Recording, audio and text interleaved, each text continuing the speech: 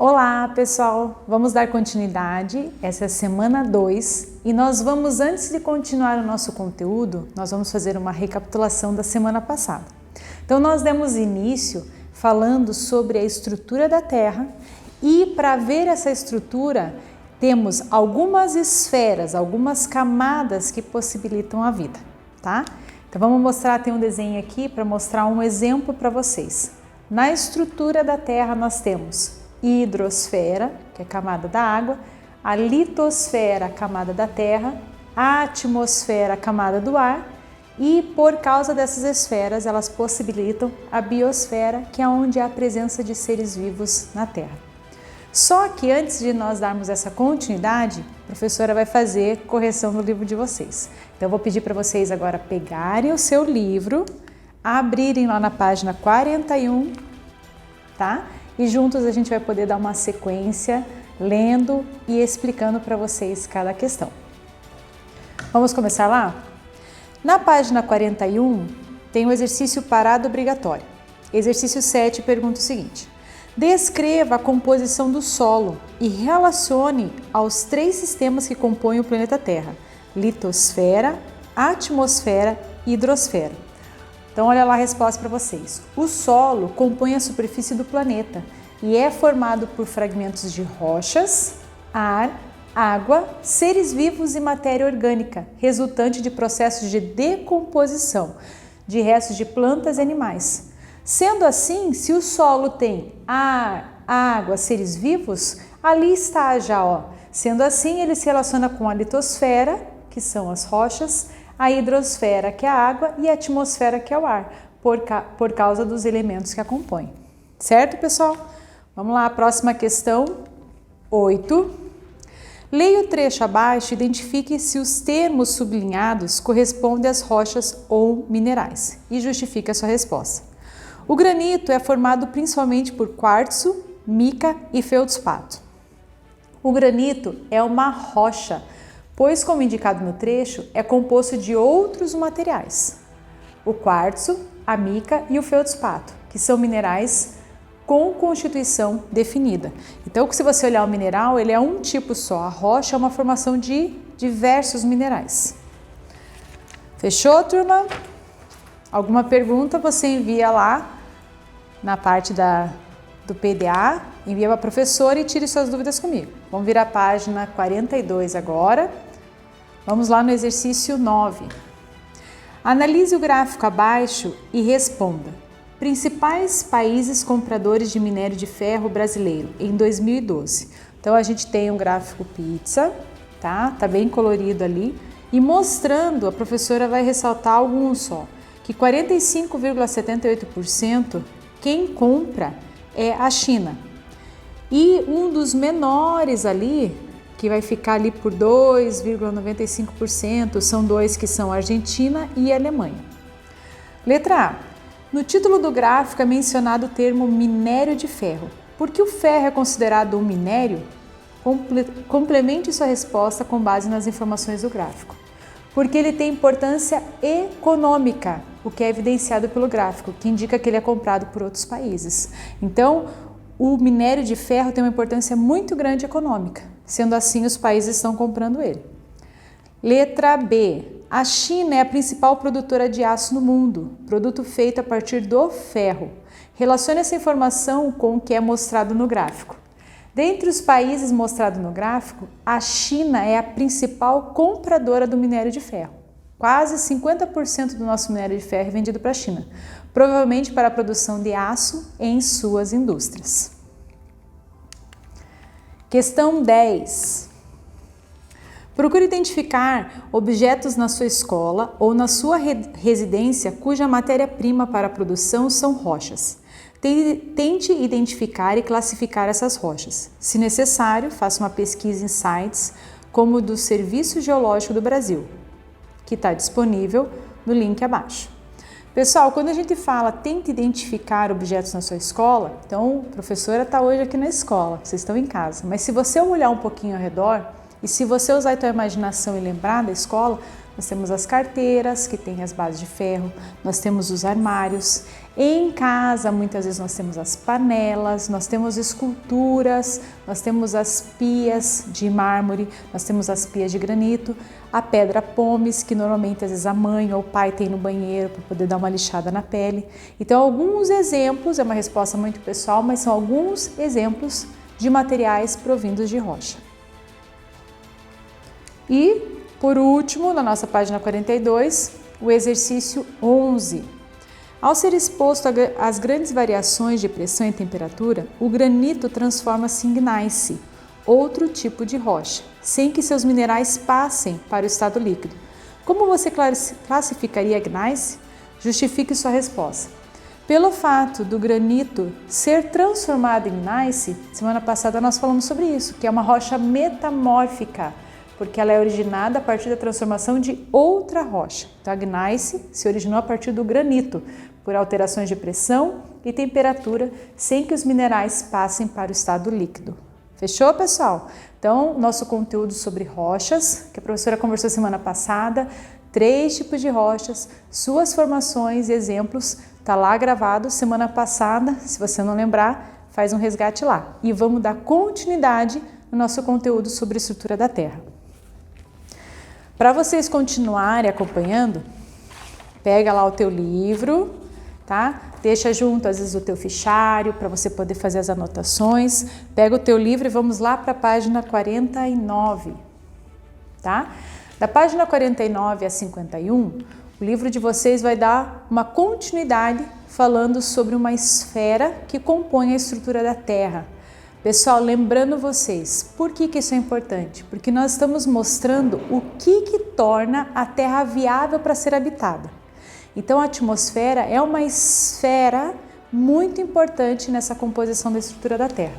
Nessa aula, nós temos 2 objetivos: caracterizar a atmosfera, ressaltando a sua importância para a manutenção de vida na Terra. Então, a gente tem que trazer as características dela, para você compreender por que ela é importante. E essa importância dela vai manter a vida, vai manter os seres vivos podendo sobreviver. E identificar as diferentes camadas que estruturam o planeta Terra, da estrutura interna à atmosfera e as suas principais características. Então vamos começar com o primeiro ponto. O que é a atmosfera? Então você tem que lembrar, a atmosfera é uma camada de ar, camada de gases que envolve a Terra. É como se a Terra realmente ela tivesse uma máscarazinha. Vou fazer um desenho meio simples da Terra aqui para vocês entenderem. A camada da atmosfera é a camada de gases ou camada de ar. Nós falamos gases porque são diversos gases que compõem essa camada de ar. E ela envolve a Terra, ela está ao redor. Então, terminando essa camada, daqui para o espaço nós não temos mais ar. Segundo ponto, qual que é a composição de gases da atmosfera? Então, vocês acabaram de ouvir aqui o ponto 1, que é uma camada de ar composta de gases. Quais são esses gases? Vamos lá no gráfico que nós temos, e tem um gráfico também parecido na página 49. Então, 78% dessa camada da atmosfera é de gás de nitrogênio, 78%. 21% de gás oxigênio e 1% de dióxido de carbono, argônio, vapor de água e outros gases. Então, 1% fica uma mistura de diferentes gases. Vamos lá na composição, então. O gás nitrogênio, que está em 78%, o que ele é importante? Ele é importante porque alguns micro-organismos do solo transformam esse gás em compostos utilizados pelas plantas. Então, é um gás que está na atmosfera, mas quem faz essa transformação para ele ser utilizado são alguns micro-organismos. Próxima composição de gás da atmosfera é o gás oxigênio, que está numa quantidade de 21%. Gás oxigênio, vocês vão lembrar que quando nós estudamos, falando sobre a fotossíntese, que o gás oxigênio ele é muito importante para a respiração dos seres vivos. Então, nós precisamos dele para respirarmos. E também ele é muito importante no processo de combustão, de queima. Então, para você fazer um fogo, para poder fazer uma queima de combustível, precisa do gás oxigênio. Perdão, professor. E a composição de outros gases, que está em 1%, nós temos gás carbônico, que é importantíssimo no processo de fotossíntese, o gás argônio, que é para a fabricação de plantas, e vapor da água, que está relacionado à umidade do ar. Esse é um dos problemas que a professora está enfrentando com a garganta aqui. Não está chovendo e a garganta está seca, está faltando umidade do ar. É muito importante as chuvas, porque elas vão manter as gotículas no ar e ajuda na nossa respiração, mantendo todo o nosso sistema respiratório mais úmido, para que a gente fale melhor, respire melhor. Certo, pessoal? Então nós falamos sobre composição do ar, de que forma que o ar é composto, o que está formando ele. Então nós aprendemos o que é a atmosfera, como que ela está composta, e agora nós vamos para a importância da atmosfera. Então, o que ela é importante? Ela é essencial para a vida, porque nos fornece o ar que respiramos e compostos essenciais para os processos biológicos. Mas também ela nos protege da radiação do sol. Então os raios que entram são protegidos por essa camada da atmosfera. E ela participa do efeito estufa. Lembra que a professora falou em sala de aula também, efeito estufa não é ruim. Ele é bom porque ele vai manter a terra quente, ele vai manter a terra aquecida. E ela faz essa manutenção de temperatura e é adequada para a existência de água no estado líquido. Então a atmosfera, ela consegue manter ar, consegue nos proteger e ela consegue também estar ali mantendo essa temperatura e mantendo o vapor de água na atmosfera. Vamos lá, 4 agora. Camadas da atmosfera. Então, quando a gente olha essa camada de gases, com diferentes gases, a importância dela, nós temos que compreender que ela tem um nome diferente a tantos quilômetros de altura. Conforme vai subindo para o espaço, essas camadas vão trocando de nome, vai sendo trocado por quê? Porque eles fizeram um estudo que a tantos quilômetros de altura vai mudar a composição dela, vai mudar que tipos de objetos podem circular nela e o que possibilita para o homem poder colocar tecnologias para poder usufruir disso. Então vamos começar lá. Primeira camada que nós temos se chama troposfera. No livro de vocês, na página 51, fiquem bem atentos e acompanhem a professora lá. Na página 51 tem uma imagem mostrando todas as camadas da atmosfera e ele dá algumas informações. Se você quiser pegar agora uma canetinha, pegar um marca-texto e vir no teu livro marcando, digo para você, marca lá que a professora vai ressaltar as principais características.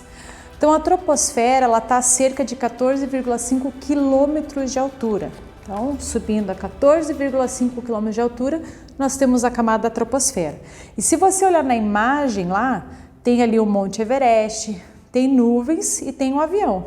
Então, é nessa camada que está as montanhas mais altas, é nela que o avião circula e nela que acontecem os fenômenos meteorológicos. Então, quando está chovendo, se você olhar para cima, saiba que você está olhando a troposfera, é onde se encontram as nuvens. Se você está olhando um avião, o avião ele já está um pouquinho acima, mas ele está na troposfera ainda.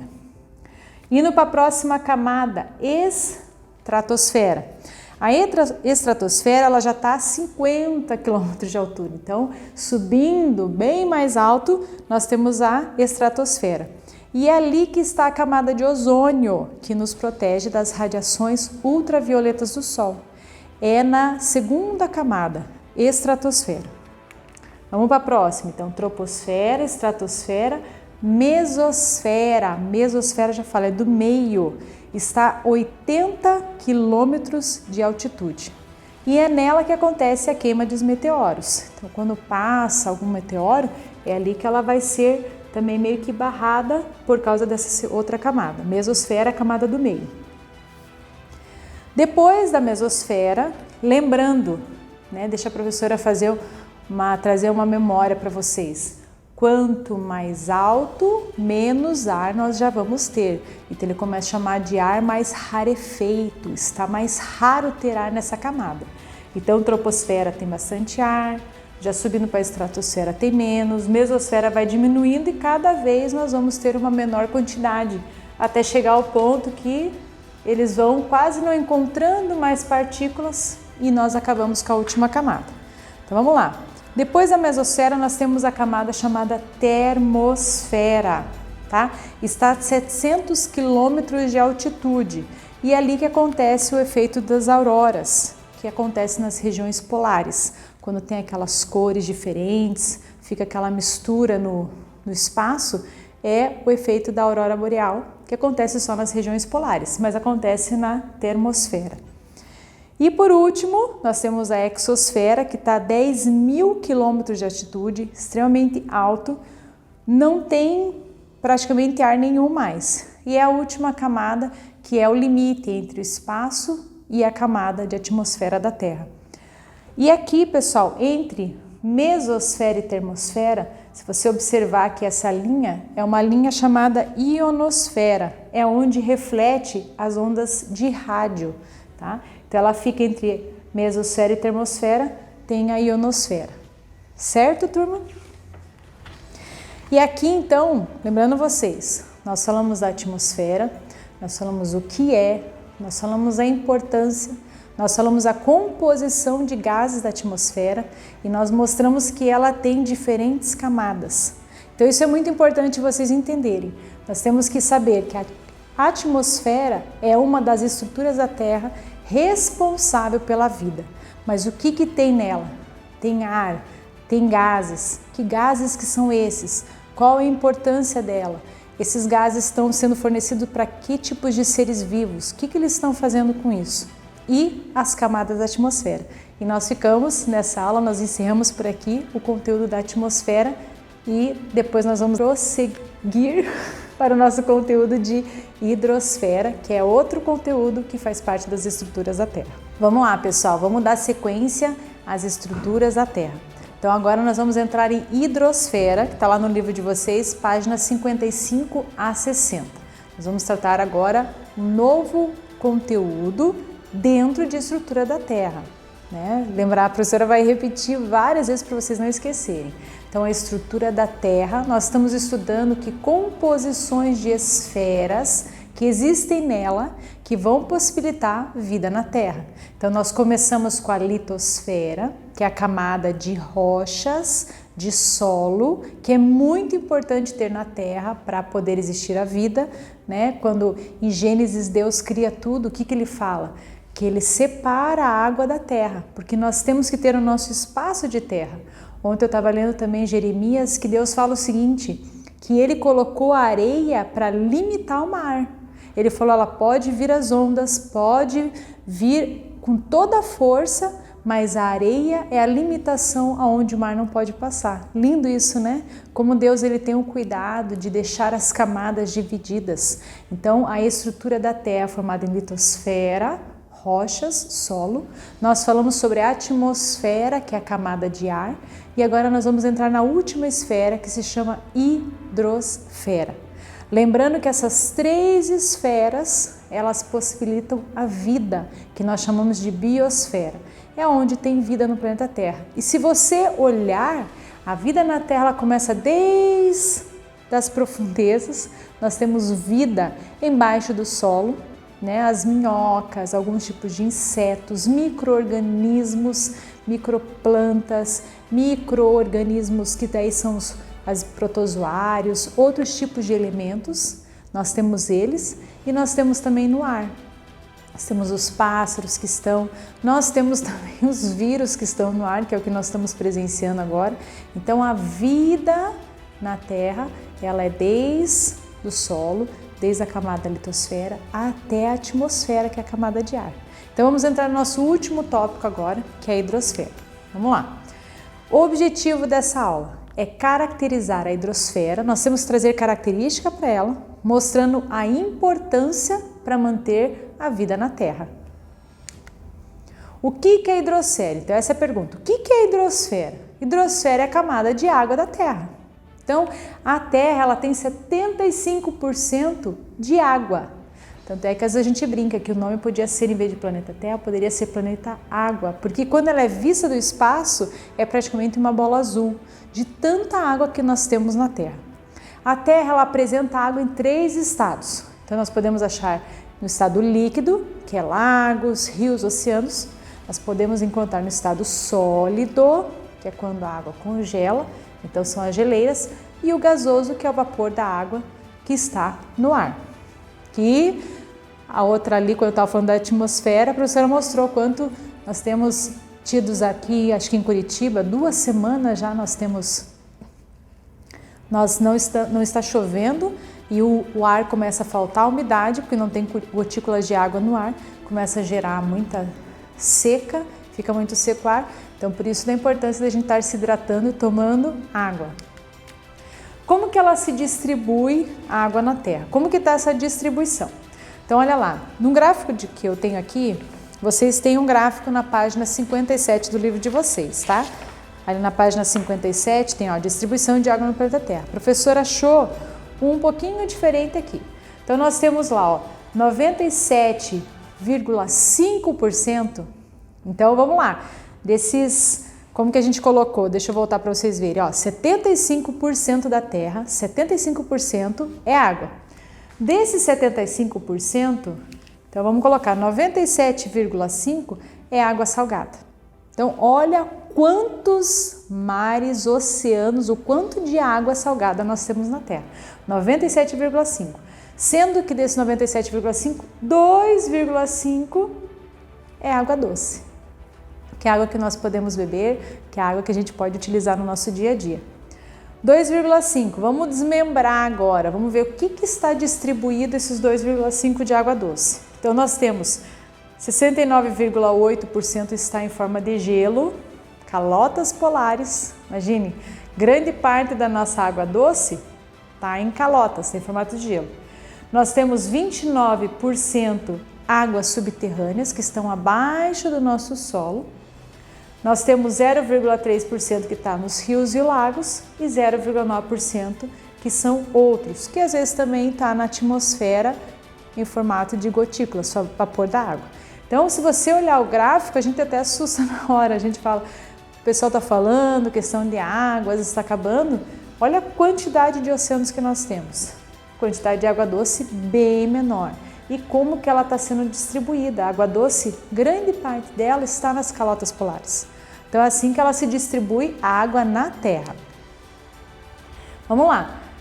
A distribuição de água na Terra a gente pode chamar de 3 nomes. Nós damos nome de águas oceânicas, águas continentais e águas atmosféricas. Então essa distribuição de água, eles deram 3 nomes para isso. As águas oceânicas estão nos mares e oceanos e em maior quantidade na Terra, é o que a gente viu isso. Então nós temos ali 97,5% de águas oceânicas e é dali que a gente retira o sal, aquele sal que a gente põe no ovo, o sal que a gente põe na comida. Então o salzinho que nós compramos é retirado das águas oceânicas. Próxima água, águas continentais, são encontradas em rios, lagos, geleiras e abaixo da superfície da Terra. É uma água doce, tá? Essas são as águas continentais.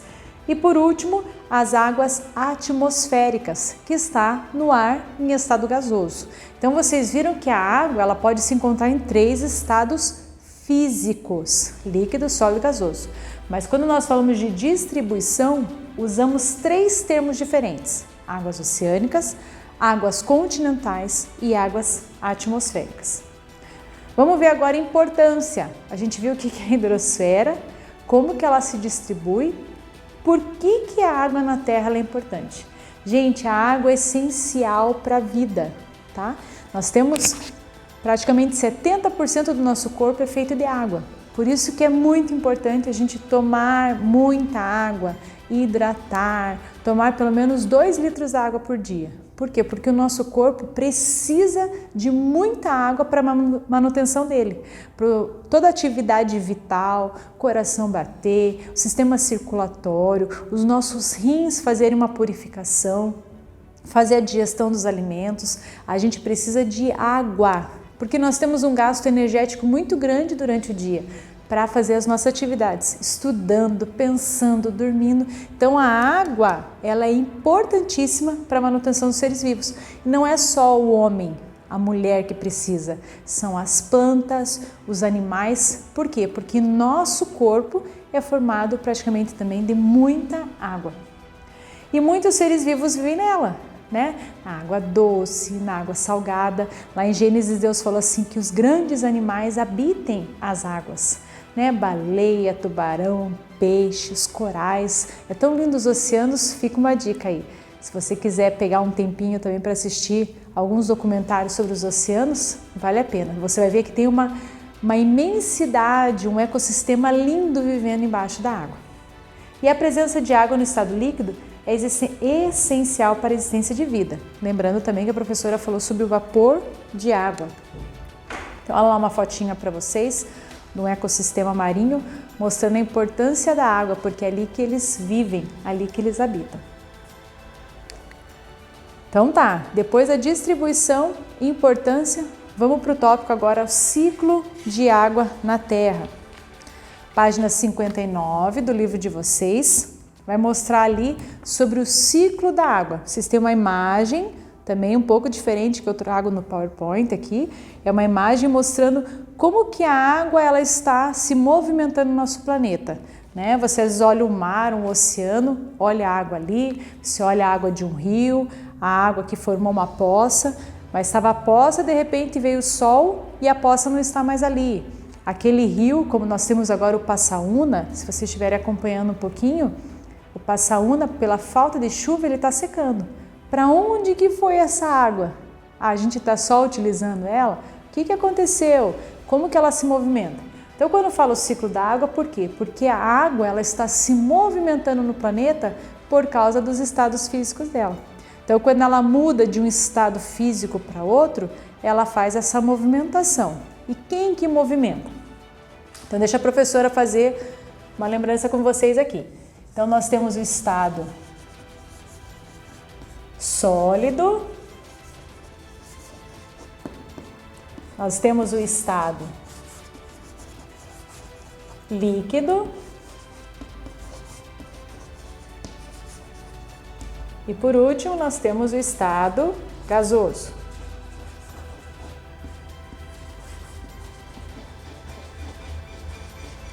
Então, se a água ela entra no estado sólido, que é o gelo, a senhora vai fazer um gelinho aqui para vocês. Opa. Vamos imaginar que esse gelo representa as nossas geleiras. Se acontece de esquentar muito e ela vir a derreter, ela vai passar do estado sólido para o estado líquido. Vou fazer uma ondinha aqui para vocês. Ela passando do estado líquido, ela não vai mais se encontrar naquela região de geleiras, ela vai sair e ela vai se movimentar junto com os oceanos. Ou se ela estiver num rio que ficou muito fria, aquela cidade congelou, ela pode se manter ali também. Agora, quando esquenta demais, que a professora falou que é no caso do Passaúna, esquentou e essa água começou a evaporar. Então não é só nós utilizando também, nós utilizamos diariamente a água, mas ela também começa a entrar em estado de vapor. Quando ela entra em estado de vapor, ela começa a formação de nuvens. E quando ela forma as nuvens, essas nuvens são carregadas com o vento. Então ela pode se movimentar levando cada vez mais que o vapor da água vai enchendo essa nuvem, ela vai ficando carregada. Então ela começa esse vapor da água, começa a ficar pesado, as gotículas vão se juntando até que chega uma hora que vai chover. Essa precipitação é água caindo novamente no estado líquido. Então a movimentação acontece por quê? Porque a água ela pode passar para o estado gasoso, vapor, formar as nuvens, carregou muito vapor da água, ela precipita, cai novamente na terra, ela escoa, ela vai se infiltrar no solo, vai por baixo nos lençóis freáticos, embaixo da terra, ou ela cai novamente em rios, que é o que a gente está torcendo que encha novamente os nossos rios aqui para poder colaborar com a água. Então essa movimentação nós chamamos de ciclo da água, onde ela passa do estado gasoso, para o estado líquido e para o estado sólido. Então essa movimentação vocês têm que compreender o que está acontecendo com a água. Então olha lá, no desenho de vocês, deixa a professora ver na página 59. Então mostra tanto em topos de montanhas o derretimento das geleiras. Esse derretimento ele escoa para rios e pode cair para mares e oceanos. Ela pode vir a evaporar, as plantas podem vir a transpirar, tudo isso vai para a atmosfera. Na atmosfera, carrega as nuvens, precipita e cai novamente em forma de chuva. Certo, pessoal? E, por último, nosso último tópico que nós vamos ver sobre a hidrosfera, tópico 5, é o uso da água. Tá? Coloquei uma imagem aqui para vocês, o uso racional da água, saber usar para não faltar. Então, o que acontece? Como nós moramos em cidades, nós moramos numa estrutura onde passa canos embaixo para poder chegar até as nossas casas, e ao mesmo tempo que nós usamos uma água limpa, nós retornamos uma água suja. Então nós temos uma empresa chamada Sanepar que faz todo esse controle para poder limpar novamente a água que vai retornar para as nossas casas. E se quando a gente está enfrentando, não só enfrentando uma situação dessa com diminuição dos rios que nos suprem com a água, mas no dia a dia, acho que a gente precisa ser muito mordomo. Quando você estiver utilizando a água, escovando os dentes, liga a torneira, molha a tua escova, fecha novamente e escova. Ao terminar de escovar, você liga novamente. E não precisa ligar aquela quantidade imensa de água. Use menos água, né? Dependendo das casas, quando começa a faltar água, coloca num copinho. É só aquele que está ali no copinho para você utilizar. Lavar a louça, não precisa deixar a torneira ligada o tempo inteiro. Tome banhos mais curtos. Então, são algumas orientações que nós começamos a ter para que a população entenda. Diminuição de água, eles estão fazendo rodízios de alguns bairros que vem de um dia, né? Começa às 8 horas da manhã, vai até às 8 horas da manhã do dia seguinte. Por quê? Porque eles estão racionando, controlando a quantidade de água, porque o que nós temos hoje está difícil de suprir todos os bairros, né? E é muito importante a água no dia a dia, porque a água ela vai limpar, ela vai higienizar, ela vai hidratar. Então nós precisamos de água. Só que para isso nós temos que pensar não só em nós temos que pensar no próximo também. Então quando você utiliza a água, fica aí o pedido da professora, seja mordomo, pense naquilo que Deus está te dando hoje, mas que você tem que pensar no próximo, que ele também precisa da água. E aqui nós encerramos então as nossas estruturas da Terra. Nós falamos sobre litosfera, falamos sobre a atmosfera e fechamos com a hidrosfera, que são as 3 camadas importantíssimas da Terra, que são elas que possibilitam a vida na Terra, que é a biosfera. Pessoal, bom estudo para vocês e bom trabalho!